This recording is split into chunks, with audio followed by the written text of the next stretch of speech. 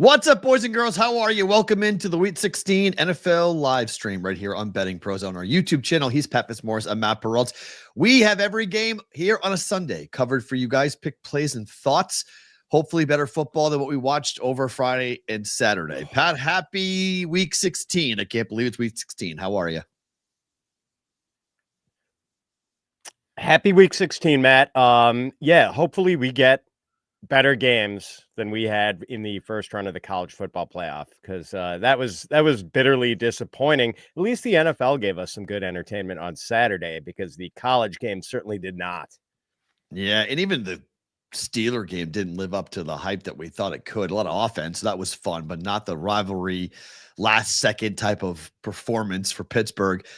How do you feel about the Steelers going forward? Because their schedule is really difficult, and they got the Chiefs coming up on Wednesday on a short week. I thought they'd end 10-7, and everybody was like, you're crazy. And I was like, I don't know. You look at their schedule, they're going to need to play the Bengals at the end of the year, and it's going to be a game that I believe that Cincy will need, that Pittsburgh may not. Where are you on Wednesday for the Steelers after yesterday's loss? It's hard for me to back them, Matt, with their, I'm worried about the offense, even though Russell Wilson has played well. They just don't have a lot of firepower, especially if George Pickens is not yet ready to return from his hamstring injury. Like, they are just, literally hamstrung without Pickens. Like, the occasional splash play from Calvin Austin, and you've got tight ends laying out to make great catches. But, I mean, there's just not a lot of pizzazz to this offense. Defense is terrific. And I like Mike Tomlin the Steelers are never going to lay down for anyone under Mike Tomlin. I just don't know if they have enough sizzle offensively to get my wagers, Matt. That's kind of the concern. Yeah, it is so a tough stretch run. It was a light. I mean, they didn't play a divisional game for what 8-9 weeks, so right. Now it's all backloaded. We talked about it in August. When we look at the Steelers' schedule, we're like, man, the end of that year is going to be so brutal. And Pickens with this injury has changed their offense so dramatically. So Wednesday, 15-1 Chiefs is not a crazy thing. I think you're going to wind up seeing the Chiefs winning on Wednesday. And then you've got a really interesting situation for them in terms of the division. Ravens are right there. Ravens might wind up winning the division. And then, I have an 11-1 ticket on the Ravens to win it all. And right now that defense is playing much better. The offense is starting to come around. Lamar looks like Lamar. Not a bad time to be peaking here in the month of December into January. Before we get to the games for today, if you guys want your chance to win a signed Lawrence Taylor Giants jersey for free, courtesy of our friends at pristineauction.com. All you got to do is head over to bettingpros.com/contest, complete the form, and either download the Betting Pros app, leave a review for a Betting Pros podcast, or subscribe to our social media channels at Betting Pros on X and TikTok, or at Betting Pros NFL on Instagram. The more actions you complete, the more entries you will receive. We will be announcing the winner right here on the YouTube channel for Betting Pros. So make sure you have those notifications turned on. You can be alerted when new episodes are up, and you can hear whether or not you were the lucky recipient of a jersey that I would actually really want. I'm not a big jersey guy, but Lawrence Taylor autographed signed jersey, yeah, I'm in. Enter for free at bettingpros.com/contest. All right, let's get into game one, Cleveland and Cincinnati. The number has absolutely ballooned. You've got Jameis Winston, who is not even available today. They're starting DTR. Why? Well, they want to lose. Since they want to lose, the number now is 10. It opened at 6.5. Bengals are massive favorites. The total is 46.5. You want to lay double digits here in a divisional game? Oh, man. I put this down as one of my best bets, Matt, when it was at 9. And it was really one of my best bets when I got it at 7.5 on Monday or Sunday or whenever I last took that with the early look ad line. But I still feel pretty good about laying 10. Honestly, Matt. And I know it seems like the wrong way to go, the counterintuitive thing to do in one of these AFC North divisional rival games, but the quarterback mismatch is just so epic here. I mean, Burrow has been on fire for the Bengals, averaging 331 passing yards and 3.5 touchdowns a game over his last 6 games. Bengals have averaged 34 points a game over that stretch, with at least 27 points in every game. And you said it, it's DTR, Dorian Thompson-Robinson at quarterback for the Browns. In 3 starts last season for the Browns, Matt, the Cleveland scored 3, 13, and 12 points. Superior firepower. I just do not see the Browns hanging with them in Cincinnati. I'm with you, and I have been so before last week, I had the Bengals on the no bet list. And last week was so tasty. I was like, I can't not bet on the Bengals. I have to bet the Bengals this week. And the Bengals went out there and did what they did. I'm back on the same train, except I'm teasing this. So I got it at 9 like you did. I pulled it down to 3. I think 3 is important. Okay. But I'm going to pair it up with the Lions. We'll talk about the Lions here in a little bit against the Bears. These are divisional games. Divisional teasers sometimes are not that intelligent, but I think Jamar Chase goes off today. I think you're going to see another epic performance at home. These guys are angry about the way that they started the season, and I do think they're going to force feed Jamar Chase today. So I normally don't like betting on the quote-unquote superstars to have big games, but I don't think they can handle Jamar Chase today, and I think Burrow is going to be looking for him all over the field. Get the football to him. I don't care about Ward. I don't care about the defensive line. I don't care about the pass rush. I know the line stinks for the Bengals. I get all of that. They're just going to try to do everything in their power to get the football to their best player, and that's Jamar Chase. So I have him over on his receiving yards here for today.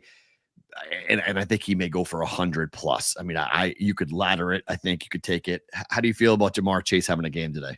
Yep. I like the call, Matt. I do think he and Burrow are just so in sync right now. And I don't think Cleveland can stop them. Like, Cleveland has struggled against the pass pretty much all year. So, I like that call a lot. Yeah, wrong team to be bad against the pass against when it comes to this. And it goes to the second game, which is Detroit and Chicago. This number now is 6.5 or 7. It opened up at 7.5. Total is 47.5. So, technically, it's not a long teaser, but if you find everyone's at 10, no one's at 9, but I pulled it down to 3 and taken the Lions from 6.5 or from 7 down to 1 here up against Chicago, another team that doesn't want to win. The Lions are incredibly banged up. They don't have any real incentive to kill the Bears, but they could if they wanted to. I don't think it's that big of a deal. Montgomery being out matters to me in the playoffs. It doesn't really matter right now. I think Gibbs will eat. Gibbs will do a big opportunity. Gibbs, I think, will have a chance to do whatever he wants really against the Bears defense that I'm not all that impressed with. 6.5. Would you lay it with the Lions? I would. I've got a half unit bet on it. Like, I don't feel wildly confident about it, Matt, just because, like Jared Goff is the outdoor cat, like not so much. He's an indoor cat. And, the weather's not going to be too bad here in Chicago, though, today. It's going to be highs of close to 30 degrees at game time with very light winds.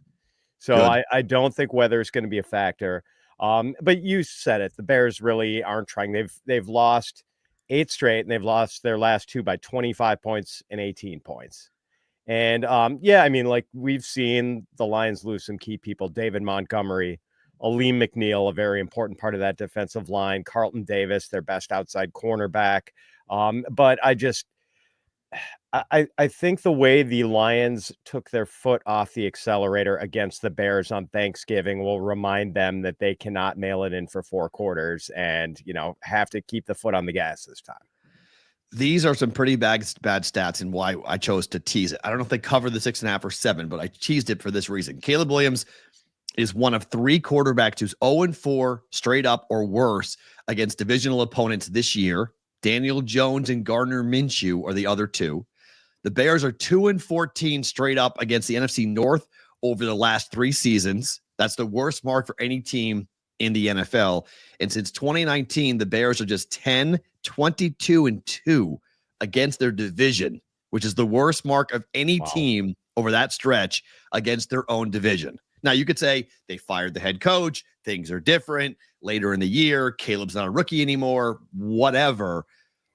This is the Lions. And I know the stats for Jared Goff have not been tremendous. Okay. I get that. But when it comes to divisional games, Jared Goff is 15-6-1 against the spread against his own division.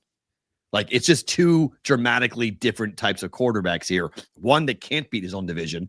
can't beat against the number either, and the other who can. So it may only be a 7-point win, may only be like an 8 or a 10-point win. I don't know if we get a blowout, like a 30-10 type killing, but Jared Goff has the second best record against his own division at 15-6-1. The only one better was Aaron Rodgers over the last 20 years. So, and that was what Green Bay, obviously, with what Aaron Rodgers did in the same division. So Jared Goff has really done well. I get it outdoors, maybe nervous about it, but numbers tell you that you can lay it with the Lions today.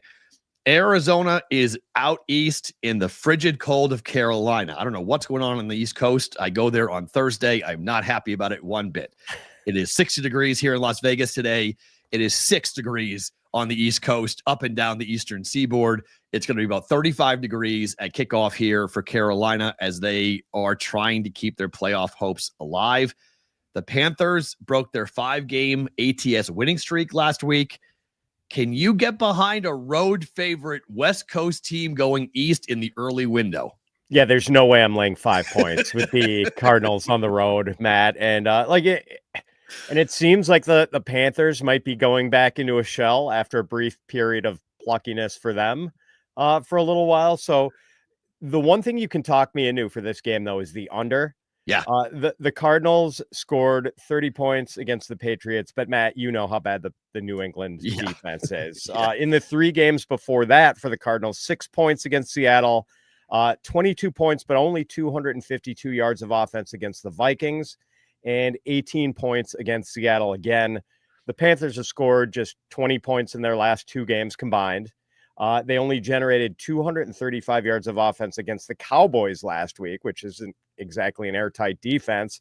And Bryce Young is kind of back to playing poorly these last couple of weeks. 47 points. That is a high bar for this game, especially now we've got cold weather. Right. 2 teams not used to dealing with the cold. I think the under here is one of the best bets on the board. To back you up, Kyler Murray on the road is 25-12-1 to the under on the road. Wow. That is very good on that. At home, he's the opposite. He's 24-18 to the over in his career at home, but he is ranked second since 2005 for quarterbacks who love road unders. So people think the offense or how Murray plays. I think you're right. The only way I play this game is take the under. You can do, if you trust the Panthers, which I don't really, but a same game teaser on this wouldn't be horrible. Take this up to 10 and take the total, and you go up in the total, which is currently sitting at 47. So put that to 53 and go under. There's no way we're getting that many points in this football game, but that's one option if you want to take a look at that. But you also just bet the under 47 here and be pretty clean. No one's betting this. This is one of those things where, like, NFL games always get bet heavily, but this is one of those games you see in the chat. I wouldn't touch this one. I want no part of this. Like, people are running away from it. So that's one good way, I think, of getting in and betting it, because the numbers aren't going to move all that dramatically. And the public versus the pros, the books aren't going to be that. I mean, every NFL line is sharp in December, but maybe not as sharp as other ones, just saying, all right, let's just put a number up here, and maybe the under is the way to go with this. You mentioned the Patriots. They're on the road at Buffalo. Buffalo's laying 14. They probably should be laying 40. It's 46.5 from a total perspective. I mean, I don't know what to do with the side. I want no part of this. Drake May is going to have a hell of a day. He's going to get torched today. This offensive line for the Patriots is so bad. They can't do anything. They can't run the football. They can't throw the football. And now they're going to Buffalo with a game that the Bills need. I mean, they know the Chiefs won yesterday, so the Bills have got to hold serve and got to win. This gets ugly, does it not? Yeah, I was curious what you were going to think about the side, Matt, with 14. Like, I just can't do it. It's just, 14 points. The back door is kind of wide open. Like, I don't see Buffalo having any trouble winning the game, but what about the total, Matt? Like, temperatures are going to be in the teens for this one. Do you think this seems pretty tall for a game like that, or do you think Buffalo can, hang a big number on them? I think Buffalo can do whatever they want. I like James Cook to go over on his rushing yards today.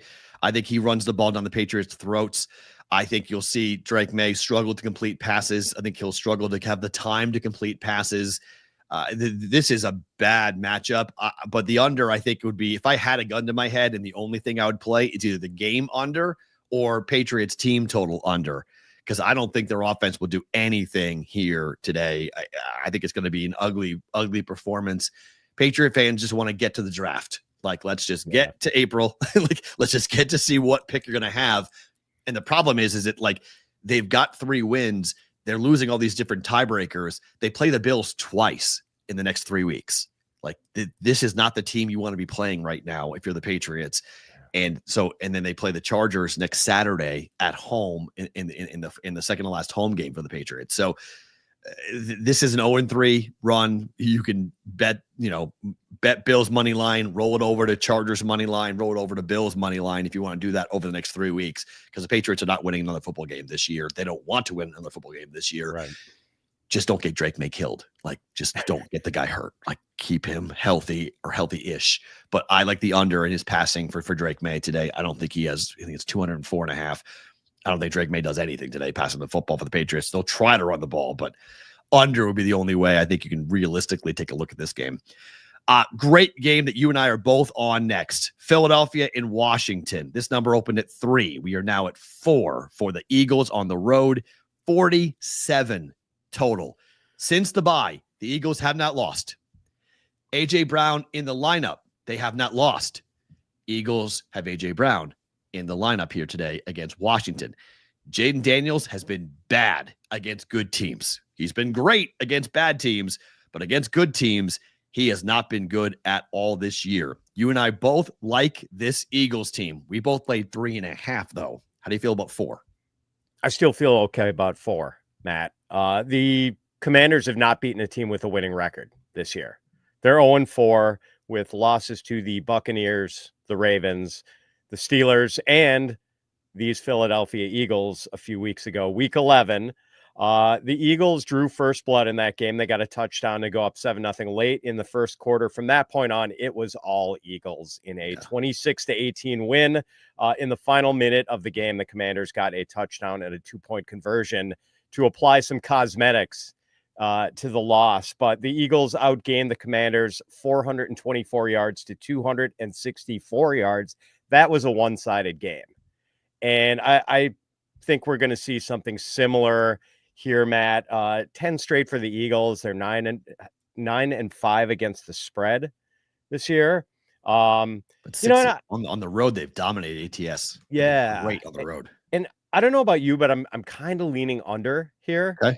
The Eagles have given up fewer than 20 points in 6 straight games in 9 of their last 10. And the Washington defense at home has been really good, only giving up 4.7 yards per play. So plus it's 2 run-heavy teams that are going to keep the clock moving. I love the Eagles in the under here. Yeah, I think you're right. And people are asking, why is the number so low? It's a great question. It's a road favorite in a divisional game in December. I think that's why the professionals are going to say, fine, give me the points. I'll wind up taking the Washington Commanders. But the numbers really don't give you any confidence, in my opinion. 7-1 on the road to the number for the Eagles this season. They're 4-1 over their last 5. They're 7-3 over their last 10. Washington is 5-2 ATS, but the problem for Washington is that the Eagles are 12-3 straight up over their last 15 meetings in Washington, 6-1 straight up over their last 7 games in Washington. And that's really the Jalen Hurts era. Jalen has gone there. And Jaden Daniels, as you mentioned, he's 1-3 straight up against teams above 500. He's 8-1 straight up against teams below 500. The one win that they had straight up was the Hail Mary ridiculous against the Bears. Against the Bears. That's the only time that we've seen a victory over a team with then a winning record. They did not now, but they did at the time.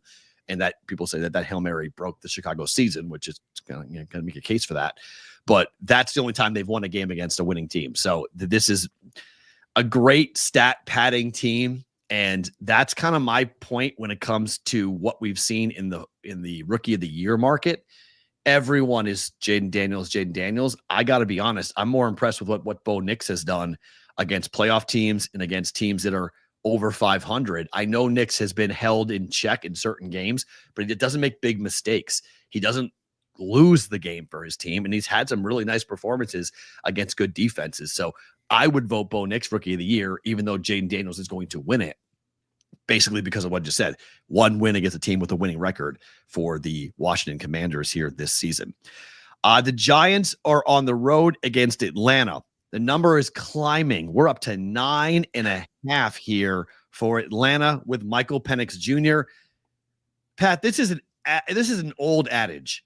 Rookie quarterback making his first start in the NFL. You bet against him blindly. You just bet against him.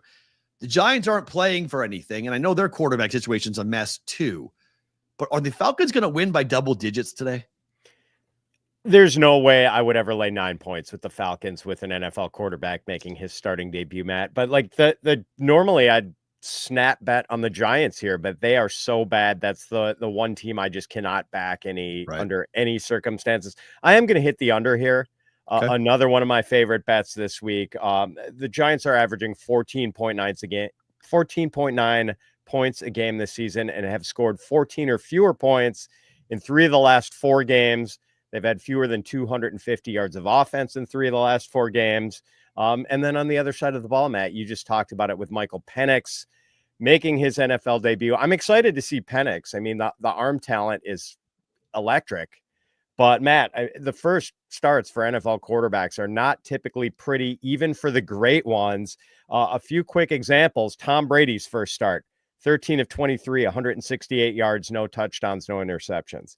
Aaron Rodgers, 18 of 22, 178, 1 touchdown, no interceptions. Josh Allen, 16 of 33, 245, 1 touchdown, 2 INTs. Joe Burrow, under 200 passing yards, no touchdowns in his first start. So it's just, I don't think Michael Penix is going over 225.5 passing yards. I mean, slam the under on that, especially with them as big favorites. You know they're going to run. They're not going to want Penix to throw it 40 times and get killed in his first game. So I like the under on the game total. I like the under on Penix's passing yardage. Yeah, you could say this is a little bit of a panic move by Atlanta here.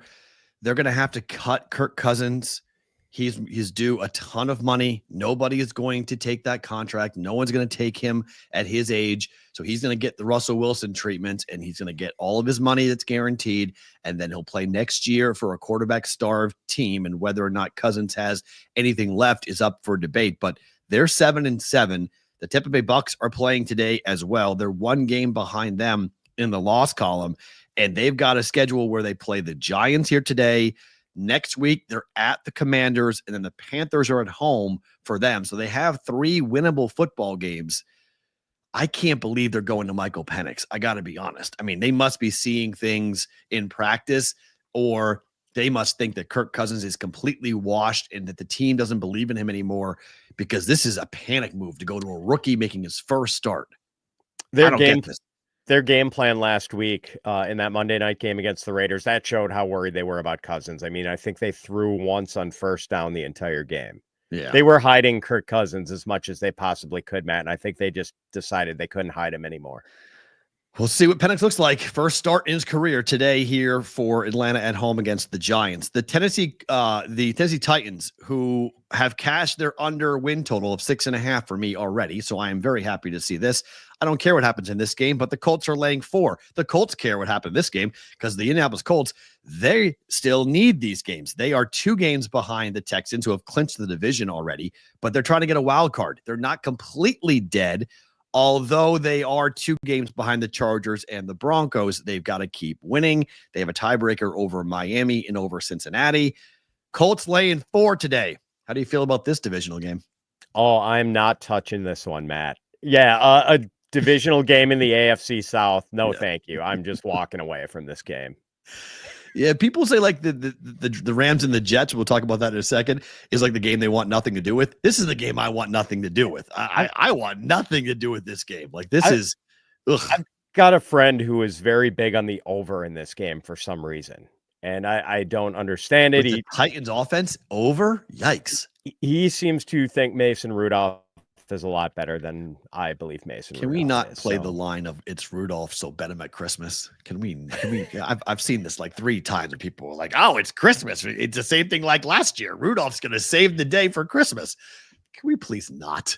Like, we're betting real money, guys. Like, what are we doing? Like, come on now. Let's have a real handicap. Not the quarterback's last name. Like, my goodness gracious. But I am not. No, I don't understand the over 43, 42 and a half. Nah. Moves come on the under here for this game. I would understand that. I don't understand the overplay for the Titans and the Colts, but both quarterback situations, it's gross. Both offenses are gross. Nah, no part of it. All right. So the Rams are at the Jets. I am 47. I've been doing sports gambling content for 6 years full time. I cannot understand this number. The Rams are going across the country to take on the Jets, where it's going to be, by all accounts, like 13 degrees at the Meadowlands. The Rams need it. I understand this. But the Jets looked, I don't know, somewhat competent last week. I get it. It was in Florida. It was, your bones feel better when it's warm and Rodgers can move around and the whole deal. But this number doesn't make any sense to me. The Rams laying 3. Can you back this? I can't, Matt. So, yeah, I mean, I think it's recency bias. The last 2 games the Rams have played, they won and covered in 3 straight in their last 2 wins. Very impressive. The shootout against the Bills, and then that rock fight against the 49ers. So, like, 2 pretty impressive wins, and the Jets are just playing up the string. But, like, suddenly, Matt, their offense is humming. And they've averaged 26.5 points over their last 4 games. And Aaron Rodgers and Devontae Adams look like Green Bay era Aaron Rodgers and Devontae Adams. All week long, Matt, I've been kind of fighting this urge to take the Jets in this one. Right. And the one thing that has me off them, it's just I can't see a Sean McVay team with something to play for laying an egg in a game like this. That's the only reason I do not want to take the Jets as a home dog here. Totally agree with you. I don't understand the line either, but I have resisted the urge to take the Jets. I also wanted to take the over here, Matt, and I thought maybe Rodgers and Matt Stafford were going to have a old fashioned NFC North shootout just like they used to have, but with the weather, I can't get there. So the numbers are fascinating. Aaron Rodgers is 8-0 ATS against the Rams. He owns the Rams. Rodgers being 8-0 is the most wins without a loss for any quarterback that the Action Network has been able to uncover. Only Tua at 7-0 against the Patriots against the number. It's better. You mentioned the hot streak for Matthew Stafford. 10 touchdowns, no picks since week 11. Rams are 4-1 straight up and 4-1 against the number over the last 5 weeks. Here's the problem.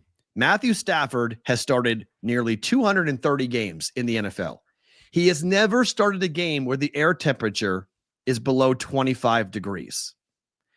That was the last time he did start a game where it was 25 degrees. That was back in 2021.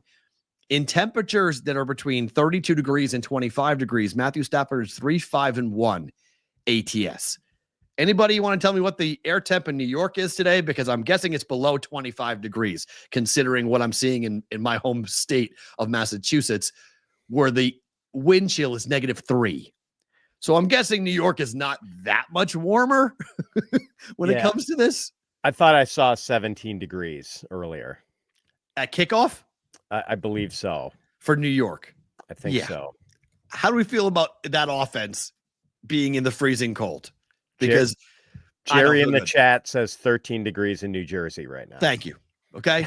13 degrees, Jerry. 13. It's not Arctic cold. And Arctic cold affects totals. I'm not telling you, just like yesterday, okay? People are talking about the cold weather. I wasn't talking about totals. I'm not betting off of what happens in the cold. So we don't bet the wet. We don't bet the wet. We bet the wind.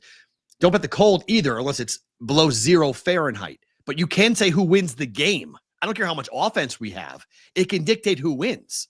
So you have teams at home who are more comfortable at home, and cold temperatures for a team like SMU in Tennessee. They go on the road, they go to cold. They don't like it. The Rams are a dome team from the West Coast.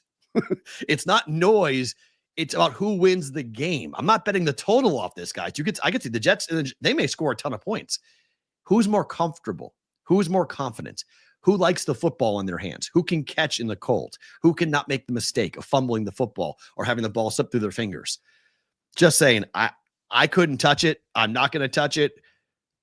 But if the Jets win this game, I'm not going to be surprised at all. Like, at all. If the Jets, number's 3.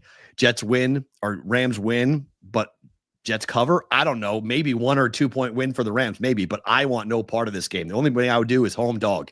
I would not touch the Rams here and lay the 3 points with the Rams. All right, to the late window we go. Minnesota and Seattle. This number is coming down. Everyone likes Seattle but me. I like the Vikings. It's 2.5. I laid 3. Total now is 43 here for these two teams. And the reason why I like the Vikings, the NFC North smashes everybody else outside the NFC North. They have completely dominated the rest of the NFL. And this Vikings team, I can't back Geno against a good team. Geno Smith at home is 3-5 straight up and 2-6 against the number this season. He stinks at home. Give me the Vikings. Where are you, Pat? And not a fully healthy Geno either, Matt, with that knee not 100% after injuring it against the Packers in a decided loss at home. So, yeah, I mean, I have a slight lean toward the Vikings too, Matt. The one thing that worries me is the weather forecast, though. I mean, they're calling for pretty consistent rain throughout this game. It could be intermittent. It could be light at times. It could be heavy at times.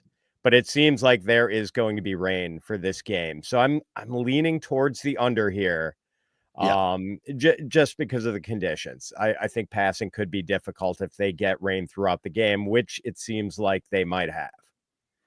There's a couple of funny stats here. So this will be the 10th straight game for Seattle to be listed as a dog, dating back to week 6. They were favored against the Giants. Seahawks are the first team in the wild card era to be listed as an underdog for 10 straight games while being over 500 during that stretch. It's like nobody believes in this team. The numbers, the power ratings keep on saying they're not good, yet they have a winning record they keep on winning these games straight up, even though that they are dogs. I thought they would be good against the Packers in their last game. I was wrong. Like, they looked horrible. That game was over like in a blink in the first quarter. That was over. I think a very similar thing may happen here today. I think you've got a quarterback that knows how to play in the weather. Even I know he played at USC, but it's time in New York. I think he's going to be okay. Got to be able to run the football here, obviously. You mentioned the injury to Geno Smith not being 100%. And frankly, Geno just makes mistakes at home that he doesn't make at home on the road. I don't know why. He just does. So it's a small number. At 2.5, I like it even better. But if you're looking for a teaser option, absolutely, you can take Seattle up to 8.5 here. And you could wait and you could put it together with Miami, which would be the game we talk about next, or with Jacksonville on the road against Vegas. There's no long teaser options in the early window, but there are in the late window, and you could use this because I don't think it's an easy walk in the park cover for the Vikings. If they do win the game, it's by 4, 5, 6, somewhere in that range. Tease it up over 7, and I think you have a pretty good shot at covering that with Seattle at home here at plus 8.5. I mentioned San Francisco and Miami. 49ers, again, West Coast team going east, but there's no weather concerns here. 2.5 is the number for San Francisco. This opened with Miami the favorite. Now we've flipped, and it's San Francisco laying 2 with a total of 44. I have no idea what to do with this game. What do you do, Pat? Yeah, why do you think the line has moved like 3.5 points since it opened? I think Miami -1 was the first. Yeah, I think number it's number of injuries for Miami, and I think that Mike McDaniel is a dead man walking. Yeah, maybe they've gotten some bad news on the injury. Especially, I'm worried about their offensive tackle situation because that offense did not look good last week with Teron Armstead, their left tackle, out, and I believe their starting right tackle also was out with like some sort of back injury. Plus, Matt, after the way the 49ers offense face planted against the Rams, you have to think that Brock Purdy is going to have a bounce back game, especially since like he's always traditionally struggled in wet weather. Right. And they are going to get dry conditions. So I do lean towards the 49ers here. Don't love the fact that it is a West Coast team traveling to the East Coast. I'd feel worse about it, though, if it was an early start. Right. The late afternoon window concerns me a little bit less. So I do like the Niners there. Yeah, I'm with you. Purdy, 18-15 ATS in his career. When he's favored by 3.5 points or less, or a dog, he's 9-5. This is 2. So generally speaking, Brock Purdy is not great as a big favorite, but when he's a small favorite or a dog, he generally comes through. The injuries for the Dolphins, I mean, we'll see. I guess at warm-up, we'll see what Waddle looks like. He's questionable with a knee injury. You have a wrist issue for Tyreek Hill. It looks like he's going to play, but it's game time decision for both of these guys. You mentioned Armstead. He's questionable with a knee. Lamb, the tackle, he's questionable with the back injury. So there are definite concerns for Miami, but we know with the Niners, I mean, how many injuries they're going to suffer during a season. I mean, that team's a mash unit with how many injuries they've suffered. You do have, backups on running back, backups on offensive line. You still have the receivers. You still have George Kittle. But if I'm betting this, I'm only betting on the 49ers, but I don't like it. I don't feel comfortable with it at all. Jacksonville here in Vegas up against the Raiders. Raiders are favored by 2.5. How the Las Vegas Raiders are favored against anybody. I mean, even against like Indiana, how are they favored? This number makes no sense to me. Vegas has no interest in winning this football game. They want to lose it. Same thing for Jacksonville. They want to lose it. Like, this is an exhibition game in a lot of ways. You can't bet this game, can you? I was really anxious to get your read on this one, Matt. Since you are in Las Vegas, I thought you might have some insight. But like, yawn. No one cares. Yawn. The Raiders are an afterthought. The Raiders have been unplugged in the community for the better part. Like, everybody's like, get to the draft, get to April, and tell me who the quarterback is. Yeah, and so I feel like this game should be a pick 'em. Okay. And I don't understand why the Raiders are 2.5 point favorites. And when it got to 2.5, I just had to reflexively take the Jaguars, just because I am so steadfast in my belief that this should be a pick 'em, Matt. If you're going to give me 2.5 points of value, I have to take it. Mac Jones is 18-28-1 in his NFL career against the number. He was 10-8, by the way, in his first year. So since then, Mac Jones is 8-20-1 against the number. You're giving me regrets.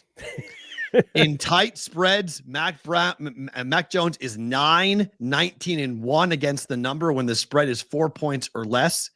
He is 6-14-1 against the number when the spread is 3 points or less. Like, this is unbelievable. But the Raiders have fallen behind in every single game this season. In all 14 of their games this year, they've been down by 10 or more points during the game. This is the first team to do so since the 1986 Colts, when they've been down by 10 points in every single game. I don't know how the Jags go up by 10. Like, I just don't know how. But Desmond Ridder looked so bad last week in his inability to read defenses. It's just like, I don't know. If I had to bet this, you just bet the under. Like, just bet the under. I don't think these offenses do anything here. Well, we're getting O'Connell today, right? It's I believe O'Connell. Is it O'Connell over him? Okay. I believe Aiden O'Connell is back. So that is encouraging somewhat, because he was at least clicking with, well, I mean, like, I don't know that he's that much better than Desmond Ridder, but I do think he's better than Ridder. And he did kind of click with Brock Bowers and Jacoby Myers last time we saw him. Yeah. Jacoby Myers over receiving, probably not a bad idea. I mean, he almost got there yesterday with how he is back. Okay. Thank you, Sal. So he's back and he's starting. Okay. Again, I've not done 2 seconds of work on this game, because I have absolutely no interest in watching this game, no interest in betting this game. These are 2 of the worst teams. These might be the 2 worst teams in the NFL playing each other. And that's saying something, because the Patriots are in that conversation and the Giants are as well. And there's some really bad teams, but these might be the 2 worst teams playing in the NFL. And I can't wait to see an attendance number, because who in the hell wants to go watch that? And we know the Jaguars fans aren't traveling for this one. To Vegas. I mean, maybe they want to come here and party for a weekend, but that's the only reason why they're coming here when it comes to that. Guys, Maximize your prop betting success with the BettingPros Prop Bet Cheat Sheet. Instantly compare sportsbook lines and with expert projections to find the best value. Customize your bets by filtering props by matchup, odds, and bet type, ensuring you only see the most profitable opportunities. Get tailored recommendations and track winning trends with ease using this comprehensive tool. Take your prop betting to the next level at bettingpros.com/props or on the Betting Pros sports betting app. One more game to get to here on a Sunday night. It is Tampa up against Dallas on Sunday night. Number 4 here in Vegas, 4 at DraftKings, 3.5 pretty much everywhere else. Total is 47.5. This feels like an under. Sunday night unders have been absolutely cash cows. Where are you on Dallas hosting Tampa? I'm actually laying off the total, Matt, but I do like the Buccaneers here. And, I always feel like kind of a sap taking road favorites, but I think it's kind of warranted here. The Buccaneers are 5-1 ATS in their last 6. They're 5-2 ATS on the road this season. So they have been a good road team. Yeah. We know the Buccaneers offense is potent. Liam Cohen and Baker Mayfield, like that partnership has been fruitful, and the Bucs can run or pass effectively. The Dallas defense hasn't been very good, and all of a sudden the Buccaneers defense is starting to come on. We saw them just smother the Chargers last week. So I think this is a complete team, and I think they're going to take care of business and put away an undermanned Cowboys team. So the numbers for Sunday night unders are pretty impressive. Last week, another one. Since 2022, 40-19 to the under during the regular season, 37-14 in the regular season. And since 2019 in the regular season, it's 67-36-2 to the under. This year on Sunday Night Football, 11-4 unders this year. I don't mind if you want to get involved here with, if this number keeps climbing, I don't think it'll get to 6, but if it gets to 6, pull the Bucs down, take the total up, and go under. It's a same game teaser, but if I'm just betting the game, it's the under. And then I don't mind laying it here with Baker, although we know what Baker is as a favorite versus a dog. He is a much better quarterback to back as an underdog than he is as a favorite. But I think you're right with the Cowboys. I mean, this is tough. The Bucs need this game. They're in a battle here to get a playoff spot. They're currently occupying the 3rd spot with the 8-6 record, but they're going to know by the time this game kicks off tonight, they're going to know what everybody else has done in the division. So if the division all wins, I think even more so take the Bucs to go out there and take care of business, because Dallas doesn't care. We know this. They're playing for draft picks and they just want to get to next year. So don't mind that at all. I am surprised at the number being only 3.5 or 4, though. I thought this number would be closer to like 5.5 or 6 with just the way that Tampa played last week with their win against the Chargers. It is the 2nd straight road game, so that's a general fade when an NFL team plays on the road back to back. But last week was a dome. This week is a dome.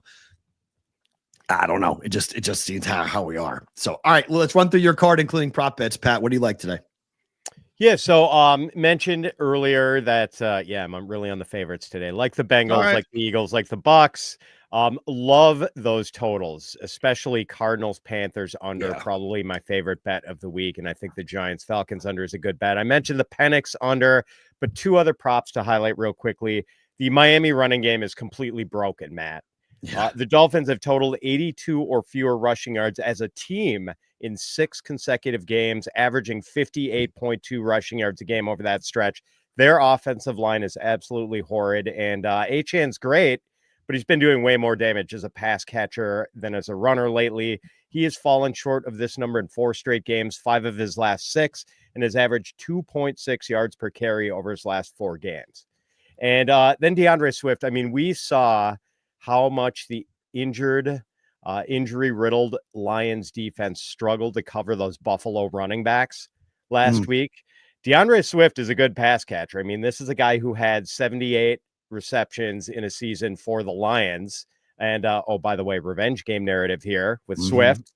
I mean, I just think like there's no question that the Bears saw that. What the Bills put on film last week with Ty Johnson and James Cook just like trashing them in the passing game. So I think DeAndre Swift's going to go over this pretty low bar. For me, I'm with you on the Eagles. Laying 3.5 against the Commanders at numbers 4. I think we both agree that you can do that. You can lay the 4 and still be comfortable. I like the Vikings against Seattle, even in the weather. I think this number is too low. Remember, you don't bet wet, you bet wind, and there's really not a lot of wind to talk about in Seattle for this game. There's going to be weather, obviously, but I don't think that matters all that much. A wet football could actually lead towards more scoring with just sloppy play, turnovers, fumbles, interceptions, and the like.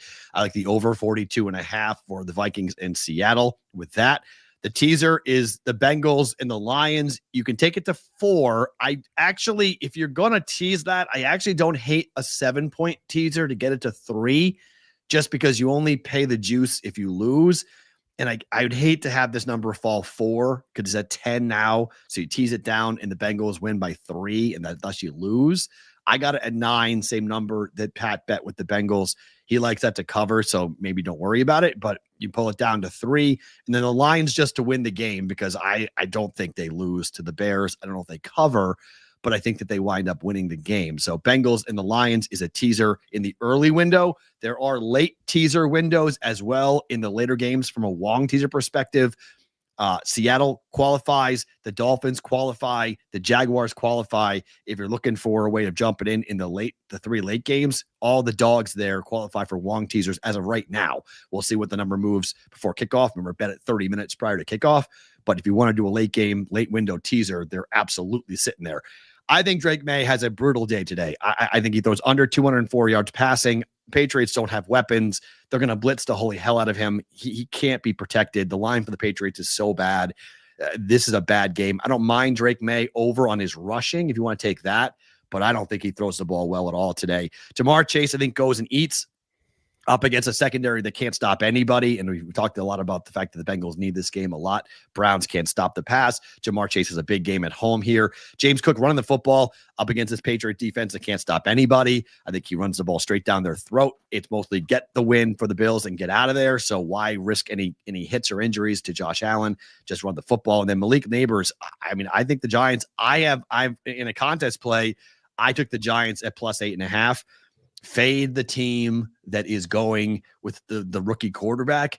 And I don't hate Malik Neighbors having a big game today, catching the football for the New York Giants. Over 63.5 yards receiving for the Giants here on the road in a dome setting down in Atlanta. Any thoughts on the Monday game before we wrap here? Because obviously this is an opportunity for, we're all going to be glued to watching these games after the fact because of all the playoff implications, but you tend to have a good feel for the Packers. How do you feel about the Monday night game? The only thing I'm betting right now, if you force me to bet on this one, and like Matt, I do not like betting on the Packers. I am leaning towards the Packers. I think the safest bet on the board is the under on the team total for the Saints. I think they are really going to struggle to generate offense with, fifth round rookie Spencer Rattler at quarterback. Yeah. Totally depleted. Like even Marquez Valdez-Scantling might not play due to injury. They're just like, they have no pass catchers left. And, I know some people are excited about Kendre Miller. I think he might be good, but like there are just so many obstacles to overcome in this unhealthy offensive ecosystem. I don't think Kendre Miller does anything either. It's the number 1 pick in the Circa Survivor, 14.2 million with 50 entries left. It's the Green Bay Packers on Monday night. Hard to argue with the 14-point number. Hard to see them lose. I knew you'd have a thought on it. Also, a deep South Dome team going up. And I mean, they're lucky. It's probably, I think it's going to be like 28 degrees, 27 degrees. That's warm for Green Bay in late December on a Monday night. Yeah, that game's both primetime games, Sunday and Monday, might be really ugly. Guys, happy holidays. Merry Christmas. Thank you for watching. We appreciate it. Stick with Betting Pros for all the information, all the bets and plays you're going to have. We've got obviously college football playoffs coming up over the 4th or the 1st of the year with the 31st and the 1st, but we've got 2 games coming up on, there's 2 or 3 games on Christmas. There's 2 games on Christmas, right? Yeah, there's 2. Yes, 2 sure. games on Christmas. So 2 games on Wednesday. Obviously on Christmas, you have a big weekend coming up. Obviously this coming weekend after the fact. So bettingpros.com for all the information. He's Pat Fitzmaurice. I'm Matt Perrault. Thank you for watching. Great job by Sal in the back. And we'll talk to you next week for week 17 for NFL live stream.